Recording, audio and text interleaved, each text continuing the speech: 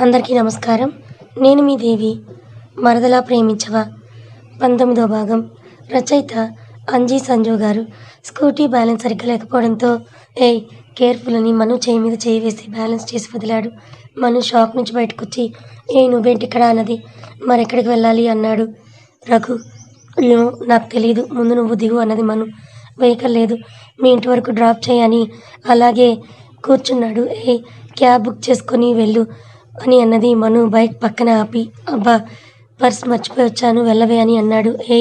వే ఏంటి వే, నేనేమి నీ పెళ్ళాని కాదు అని అన్నది మను. ఇప్పుడు కాదులే కానీ ఫ్యూచర్లో అవుతావు కదా అని అన్నాడు రఘు. అలా అని నీకెవరు చెప్పారు, మా ఇంట్లో ఒప్పుకోరు. ముందు నువ్వు దిగు అన్నది. ప్లీజ్ మను వెళ్ళవా, నేను ఇలాగే ఉండి డ్రైవ్ చేయనా అని అన్నాడు. ఇందాక బ్యాలెన్స్ చేసేటప్పుడు నడుం మీద చెయ్యి పడటం గుర్తుకొచ్చి వద్దొద్దు నేనే స్టార్ట్ చేస్తాను అని స్కూటీని స్టార్ట్ చేసి ఎక్కడ డ్రాప్ చేయాలని అన్నది. నువ్వు ఎక్కడికి వెళ్ళాలంటే అక్కడికి అని అన్నాడు. మిస్టర్ రఘు అన్నది. రఘు రఘు ఏంటి, మంచిగా ఏదో ఒక నిక్ నేమ్ పెట్టి పిలవచ్చు కదా అని అన్నాడు రఘు. మను భుజం మీద తలపెట్టుకుని నిక్ నేమ్ లేదు, గాడిద గుడ్డు లేదు, దూరం జరుగు నువ్వు నాకు అని అన్నది మను. ఎందుకే అంతగా టెక్కు చూపిస్తున్నావు అని అన్నాడు రఘు. నాకు ఎక్కువేలే కానీ లే పక్కకు జరిగి కూర్చో అని అన్నది. ఒసై నువ్వు ముందు బండి పక్క కాపు అని ఎవరూ లేని ప్లేస్లో స్కూటీ బ్రేక్ వేసి దిగి కీస్ తీసుకున్నాడు. ముందు కీస్ ఇవ్వు, నేను ఇంటికి వెళ్ళాలన్నది మను. ఆహా మరి నేను ఇక్కడ బజ్జీలు అమ్ముకుంటానా, మరి నేను కూడా ఇంటికే వెళ్ళాలని అన్నాడు. అసలేంటి నీ ప్రాబ్లం, నేను ఏమన్నానని పెళ్ళిని క్యాన్సిల్ చేశావని అన్నాడు. నేనేమీ చేయలేదు, నాన్నకి ఇష్టం లేదు అన్నది.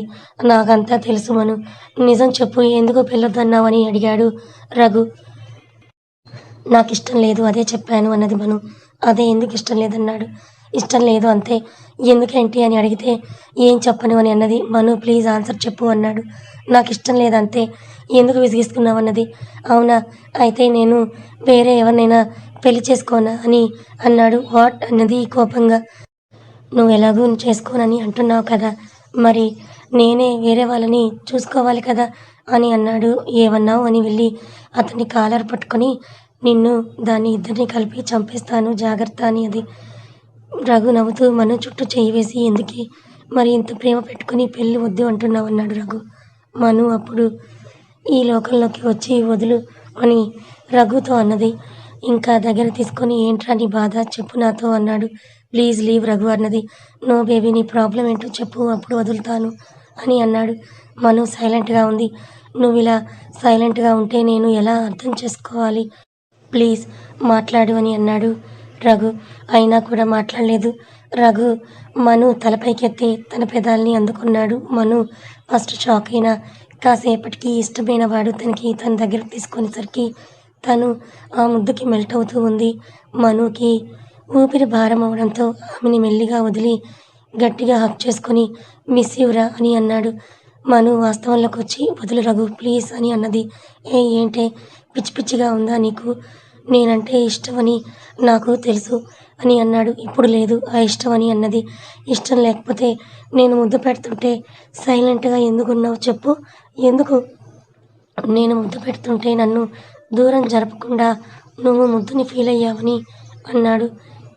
మను సైలెంట్ అయ్యింది. చెప్పు మను అని తలపైకెత్తి అన్నాడు. మను ఏడవటం చూసి పిచ్చి ఎందుకే ఏడుస్తున్నావు అని కళ్ళు తుడిచి సరే వద్దులే, ఇష్టమని చెప్పకపోయినా పర్వాలేదు కానీ నువ్వు ఇలా బాధపడుతూ ఉంటే నేను చూడలేను అని నుదుటి మీద ముద్దు పెట్టుకుని దూరం జరిగి వెళ్దాం పద అని అన్నాడు. తను స్కూటీ స్టార్ట్ చేసి నేను బస్సులో వెళ్తాను అన్నది. మను చెప్పింది చెయ్యి అన్నాడు సీరియస్గా. మను భయపడిపోయి సైలెంట్గా స్కూటీ ఎక్కింది. రఘు స్కూటీని స్టార్ట్ చేసి బేబీ ఎప్పుడు పెళ్లి చేసుకుందామని అన్నాడు. నాకు మిమ్మల్ని పెళ్లి చేసుకోవడం ఇష్టం లేదు అన్నది. అలా అనకే, నీకు నేనంటే ఇష్టమని నాకు తెలుసు కానీ విషయం చెప్పు బంగారం అని అన్నాడు.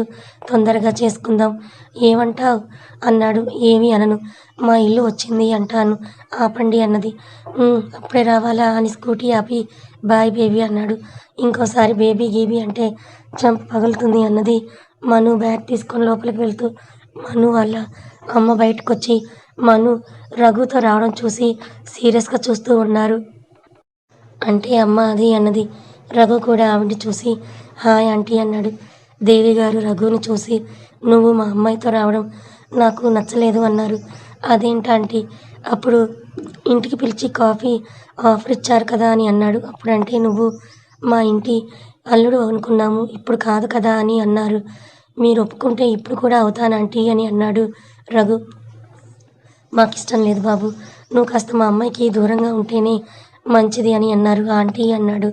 నువ్వు ఇదే రిపీట్ చేస్తూ ఉంటే మన్ను కాలేజ్ కూడా మానేస్తుందని నువ్వు ఇంకా పద లోపలికని తీసుకొని వెళ్ళిపోయారు. రఘు ఫీల్ అవుతూ ఇంటికి వెళ్ళాడు. ఇంటికి వెళ్ళి అద్వైత్కి ఫోన్ చేసి జరిగిందంతా చెప్పాడు. ఇప్పుడు ఏం చేయాలనుకుంటున్నావు అన్నాడు అద్వైత్. అదే అర్థం కావడం లేదురా, ఏం చెయ్యాలి? పెళ్ళి వరకు వస్తే చెడగొట్టుకున్నాను, ఇప్పుడు ఏం చేయాలి పాలు పోవడం లేదురా నాకు. నువ్వే ఏమైనా మంచి ఐడియా ఉంటే ఇవ్వురా అని అన్నాడు. నాకు అలాంటివేమీ తెలియదు, నీ ప్రయత్నాలు నువ్వు చేసుకో బాయ్ అని పెట్టేసి నవ్వుతూ మనుకి ఫోన్ చేశాడు అద్వైత్. హలో అన్నయ్య అన్నది మను వాళ్ళ అమ్మతో మాట్లాడుతూ. హాల్లోనే ఉండడంతో ఫోన్ లిఫ్ట్ చేసి స్పీకర్లో పెట్టింది. ఏం చేస్తున్నావురా అని అన్నాడు. ఏం లేదన్నా, ఇప్పుడే వచ్చా ఫ్రెష్ అవ్వాలి అన్నది. వాడేమైనా ఇబ్బంది పెట్టాడా నిన్ను అన్నాడు. అలాంటిదేమీ లేదన్నయ్య, కానీ మళ్ళీ తనని నాకు కనిపించవద్దని చెప్పు అన్నది. సారీరా అన్నాడు అద్వైత్. అన్నారు దేవి గారు. ఆంటీ అన్నాడు రఘుని. మళ్ళీ మా అమ్మాయి జోలికి రావద్దని చెప్పు అన్నారు. సరే నేను చూసుకుంటాను ఆంటీ అన్నాడు. ఉంటానని ఫోన్ పెట్టేసి నువ్వు వెళ్ళి ఫ్రెష్ అయ్యిరా అన్నారు. మను వెళ్ళిన తర్వాత దేవి గారు అద్వైత్కి ఫోన్ చేశారు. ఆవిడ మొబైల్ నుంచి చెప్పండి ఆంటీ అని అన్నాడు. ఏమంటున్నాడు నీ ఫ్రెండ్ అని అన్నారు. ఏముంది, మీరు అన్నవన్నీ చెప్పి బాధపడుతున్నాడు అని అన్నాడు. నన్ను చూసి సైలెంట్ అయ్యాడు అని అన్నారు. మీరు మరీ అంత స్ట్రిక్ట్గా ఉంటే కష్టం ఆంటీ అని అన్నాడు. ఆ మాత్రం ఉండాలిలే అన్నారు నవ్వుతూ. సరే ఇంకా ఉంటాను ఆంటీ, అద్వి వస్తోందని ఫోన్ పెట్టేస్తాడు. అద్వి వచ్చి ఎవరితో మాట్లాడుతున్నావు బావా, చాలాసేపటి నుంచి మాట్లాడుతున్నావు అని అన్నది. ఇప్పుడు నీకు చెప్పాలా అన్నాడు. నేను మామూలుగానే అడిగాను బావా అన్నది. ఏమో ఎవరికి తెలుసు నీకు నా మీద అనుమానం వచ్చి అడిగావనుకున్నా అన్నాడు అద్వైత్. బావా నాకు అనుమానం లేదని కోపంగా వెళ్ళిపోయింది. అద్వైత్ నవ్వుతూ వెనకే వెళ్ళాడు. అద్వి అలాగే వెళ్ళి పడుకుంది. ఏ పిచ్చిలే అన్నాడు. మాట్లాడలేదు. అద్వై పక్కన కూర్చొని అమ్ము అన్నాడు. అంతే కూల్ అయిపోయి అద్వైత్ వల్లో తలపెట్టుకుని ఉంది. ఏంటే లేవు అంటే వచ్చి వల్లో పడుకున్నావన్నాడు. నా బావ నా ఇష్టం అన్నది. అబ్బో ఎప్పటి నుంచి బావా అన్నాడు. ఎప్పటి నుంచో, నేను పుట్టినప్పటి నుంచే అన్నది. ఆహా అలాగా అని నుదుటిన ముద్దు పెడుతూ పద భోజనం టైం అవుతోందన్నాడు. నాకు ఆకలి లేదు బావా అన్నది. అంత లేదు అమ్ములు, పద మన కోసం కింద వెయిట్ చేస్తుంటారన్నాడు. సరే పద, అసలే అమ్మమ్మ తాతయ్య టాబ్లెట్స్ వేసుకోవాలని లేచింది. ఇద్దరు కలిసి కిందకు వెళ్ళేసరికి అందరూ కూర్చొని మాట్లాడుతున్నారు. హాయ్ అన్నది అద్వి. హాయ్ తల్లి, ఏంటి ఈ మధ్య మామయ్యతో మాట్లాడటం లేదన్నారు జయరాం గారు. అంటే మామయ్య టైం సరిపోవడం లేదు, కాలేజ్కి వెళ్తున్నా కదా, వర్క్ ఎక్కువగా ఉంటుందన్నది. అవునా, ఎక్కువ వర్క్ ఉంటే చదువు మానేస్తే బాగుంటుంది తల్లి, నువ్వు స్ట్రెస్ తీసుకోవడం ఎందుకు అన్నారు. ఇంట్లో కూర్చొని ఏం చెయ్యను మామయ్య, అదే చదువుకుంటే రేపు బావ ఏమైనా హెల్ప్ చేస్తాను కదా, చదువు మానేస్తే ఎలా అన్నది. నీ ఇష్టం రా అన్నారు. రండి భోజనం చేద్దామన్నారు సుధగారు. వస్తున్నామని అందరూ కలిసి వెళ్ళారు. అందరికీ పెట్టిన తర్వాత వాళ్ళిద్దరూ కూర్చున్నారు. తిన్న తర్వాత కాసేపు అలా గార్డెన్లో కూర్చొని మాట్లాడుకుని ఎవరి రూమ్కి వాళ్ళు వెళ్ళారు. అద్వైత్ పడుకొని అద్వి కోసం చేయి చాపాడు. వెళ్ళి అద్వైత్ గుండెల మీద తలపెట్టుకొని పడుకొని గుడ్ నైట్ బావా అన్నది. అప్పుడే నిద్ర వస్తుందా అమ్ము అన్నాడు. లేదు బావా, నీకు నిద్ర వస్తుందని మార్నింగ్ నుంచి వర్క్ చేసి అలసిపోయావు కదా అందుకే అన్నది. నా అమ్ములు నా పక్కన ఉంటే అలసట అనేది తెలియదన్నాడు అద్వైత్. అద్వి ఇంకా దగ్గరకు తీసుకొని నిజమా బావా అన్నది నవ్వుతూ.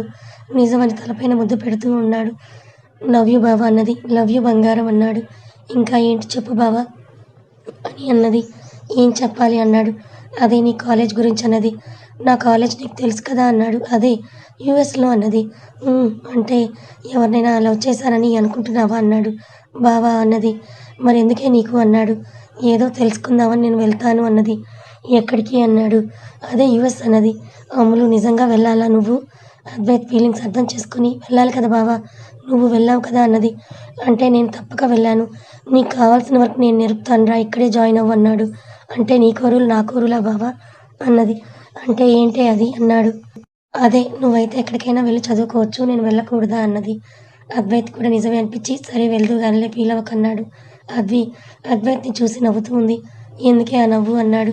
అదే నేను వెళ్తుంటే నీకెలా ఉందో నాకు అలాగే ఉంది అన్నది అద్వి. అంటే అన్నాడు. అంటే ఏంటంటే పందిలా నన్ను వదిలేసి వెళ్ళిపోయావు కదా అని కొడుతూ ఉంది. సారీ అమ్ములు. ఆ టైంలో తప్పలేదన్నాడు. అంతేలే ఆ రోజు అమ్మమ్మ నన్ను నీతో తీసుకొని వెళ్ళండంటే ఏమన్నారు నువ్వు నీ మామ? నేను అవసరం లేదు అన్నారు అని అన్నది ఏడుస్తూ. ఏ అమ్ములు ప్లీజ్ సారీరా అని అన్నాడు. మా అమ్మ కాదు అని అంటూ బ్రతిమలాడుతూ. పో నేను మాట్లాడను నీతో అని కోపంగా ఇంకో సైడ్‌కి తిరిగి పడుకుంది. బంగారం అన్నాడు. నన్ను ఐస్ చేయాలని చూడకు అన్నది అద్వి.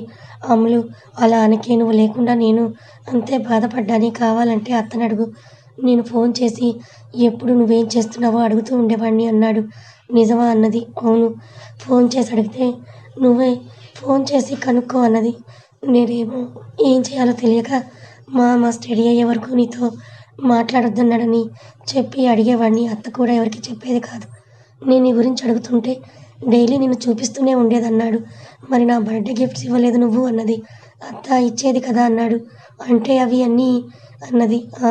అన్నీ నేను పంపినవే డ్రెస్ లోపల ఉన్న వాటితో సహా అన్నాడు కన్ను కొడుతూ. ఛీ పో బావ అని మొహం అద్వైత్ గుండెలో దాచుకుంది. ఎందుకో సిగ్గు అన్నాడు. నన్ను మరీ సోమరిపోతుని చేస్తున్నావు బావా అన్నది. అలా అని ఎందుకు అనుకుంటున్నావురా అన్నాడు. నీకో విషయం తెలుసా బావా అన్నది. ఏంటది? కనీసం నాకేం కావాలో కూడా నాకు తెలియదని బుంగమూతి పెట్టుకొని చూస్తూ ఉంది అద్వి ఎక్స్‌ప్రెషన్‌కి నవ్వుతూ తన తలతో అద్వి తలని ఢీకొట్టి నీకేం కావాలన్నా ఈ బావ ఉన్నాడు కదరా ఇంకా ఏంటి భయం అన్నాడు. నాకు నేనేం కొనలేని స్టేజ్‌కొచ్చానన్నది. అయితే ఇప్పుడేమంటావు? చెప్పు నీ షాపింగ్ నువ్వే చేసుకుంటానంటున్నావు అంతే కదా? నీ ఇష్టం అన్నాడు నవ్వాపుకుంటూ. బావా నేను అలా అని అనలేదన్నది. మరేమన్నావు అన్నాడు. నాకు అప్పుడప్పుడు నేర్పించి షాపింగ్ చేయడం మన పిల్లలకైనా కొనాలి కదా అన్నది. సరే అన్నాడు. మా మంచి బావ అన్నది బుగ్గల్లాగుతూ. ఇంక పడుకో అన్నాడు. సరే గుడ్ నైట్ అన్నది. గుడ్ నైట్ అని జోకొడుతూ ఉంటే మెల్లిగా నిద్రలోకి జారుకుంది అద్వి. అద్వైత్ కూడా నిద్రపోయాడు. ఇక్కడ రఘు మనుని ఎలా పెళ్లి చేసుకోవాలా అని ఆలోచిస్తూ ఉన్నాడు. అయినా తప్పంతా నాదే. పెళ్లి వరకు వచ్చింది నా అతి తెలివితో నేనే నాశనం చేసుకున్నానని తిట్టుకుంటూ ఉన్నాడు. అప్పుడే అక్కడికి వచ్చిన రఘు వాళ్ళ అమ్మ ఏమైందిరా అలా ఉన్నావు? వచ్చిన దగ్గర నుంచి బయటికి రాలేదు అని అన్నారు శాంతి గారు. రఘు వాళ్ళ అమ్మ ఒడిలో పడుకొని నేను తప్పు చేశానమ్మా అన్నాడు. ఏమైంది నాన్న అలా అంటున్నావు అన్నారు. నేను మనుని డీప్‌గా హర్ట్ చేశానమ్మా నా బిహేవియర్‌తో అన్నాడు బాధపడుతూ. ఏమన్నావురా అన్నారు ఆవిడ. నేనేం అనలేదమ్మా. తను నాకు ఎక్కడ దూరం అవుతుందోనని భయపడి తనతో కాస్త కఠినంగా ఉన్నాను. అదే నేను చేసిన తప్పు అన్నాడు. తనెందుకు దూరం అవుతుందిరా నీకు అన్నారు శాంతి గారు. అమ్మా నేను కాలేజీలో చదువుకునే రోజుల్లో నాకొక ఫ్రెండ్ ఉండేవాడు. చాలా మంచివాడు. స్టడీ అయిన తర్వాత తనకి మంచి జాబ్ వచ్చింది. వాళ్ళ అమ్మ నాన్న ఎలాగో సెటిల్ అయ్యాడు కదా అని పెళ్లి చేయాలనుకున్నారు. వాళ్ళు అనుకున్నట్టుగానే పెళ్లి కూతుర్ని చూశారు. వాడు వెళ్ళి చూశాడు. ఇద్దరికీ ఒకరికొకరు నచ్చారు. అలా పెళ్ళయింది. అంతా హ్యాపీ అనుకున్నారు పెద్దవాళ్ళు. కానీ అప్పటినుంచే వాడికి బ్యాడ్ టైం స్టార్ట్ అయ్యిందన్నాడు. ఏమంటున్నావురా నువ్వు అన్నారు శాంతి గారు. అవునమ్మా వాడికి ఆ అమ్మాయి అంటే ప్రాణం. పెళ్ళయింది. తను నాదే అనే ఆలోచనలో ఉన్నాడు. ఎంత ప్రేమను పంచాడంటే చెప్పడం కష్టం. కానీ ఆ అమ్మాయి పెళ్ళైన సంవత్సరం తర్వాత బయటికి వెళ్ళడం లేట్‌గా రావడం స్టార్ట్ చేసింది. ఏంటని అడిగితే బయటకు వెళ్ళడం తప్పా అని అనేది. వాడు నిజమే అనుకున్నాడు. కానీ ఒకరోజు వేరే అతనితో కారులో వెళ్ళడం చూసి షాక్ అయ్యాడు. కానీ అనుమానించలేదమ్మా. వాడు లిఫ్ట్ అడిగిందనుకున్నాడు. వదిలేశాడు. కానీ ఆ అమ్మాయి అన్నాడు. రేయ్ నువ్వెందుకింత బాధపడుతున్నావు అన్నాడు. వాడి బాధ నాకిప్పటికీ గుర్తుందమ్మా. ఆ అమ్మాయిని మర్చిపోలేక చనిపోయాడమ్మా అని అన్నారు. నాన్న అని అన్నారు. అవునమ్మా కొన్ని రోజులు బాగానే ఉంది. తర్వాత డైరెక్ట్‌గా తిరగడం మొదలుపెట్టింది. ఏంటని అడిగితే నాకు నీ దగ్గర ఉన్న డబ్బు సరిపోవడం లేదు. అందుకే వేరే వాళ్ళని చూసుకున్నా. అందుకే ఇన్ని రోజులు నీతో పిల్లల్ని కనలేదు అని అన్నదమ్మా అని అన్నాడు. కథ కొనసాగుతుంది. ఈ కథ మీకు ఎలా అనిపించింది? నచ్చిందా? నచ్చితే లైక్ చేయండి. మరికొంతమందికి షేర్ చేయండి. Thank you so much.